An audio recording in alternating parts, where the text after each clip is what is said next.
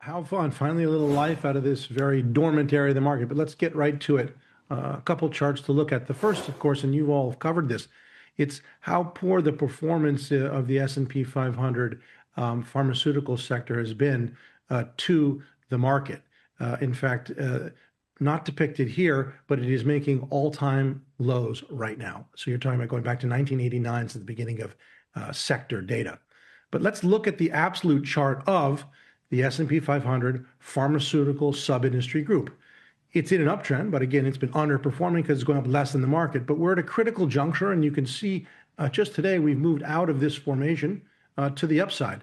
The next chart is a judgment. It's an up arrow. I think we continue to move higher. This breakout above the downtrend line in effect since the peak of past 2 years. Now, what names? Obviously, this is a group move, and I would do it, and Karen mentioned an excellent ETF, but let's look at three that all have potential by my work. The first, of course, is Merck. This is the definition of a bearish to bullish reversal buy. 150-day is flattening. That's how something bases and bottoms. Next, take a look at Biogen, BIIB. It's the exact same circumstance, the precondition of shocking, unrelenting weakness, and then basing and bottoming for 3-4 months, and then big strength today, news related or not. And then finally, Pfizer.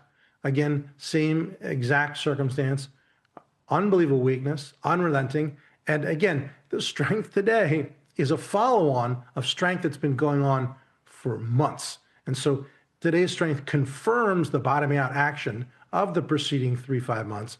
And it just, I would say, is very nascent. More to come.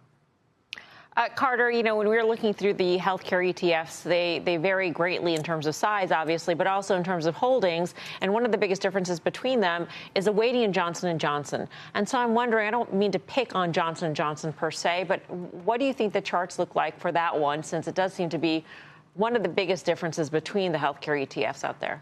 That's right. I mean, think of all healthcare stocks. United Healthcare was the biggest weight, and then, of course, it had its fall from grace. Pfizer has been the biggest. J&J has been the biggest. But right now, J&J is not quite as interesting, I would think, as some of these very beaten up names that have a lot of beta and prospective catch up. So I would go with those that are the most bombed out, that are showing signs of early turns. So, Carter, let's pick any of those early ones, Pfizer, Merck, whatever.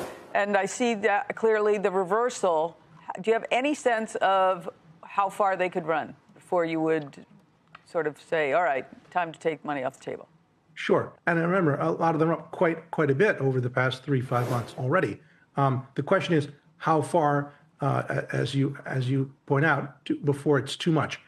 This kind of bullish price volume correlation with very heavy volume is hard to stop day to day, week over week. So I would think at least 10-15% higher in these names, and thematically for left for dead healthcare names.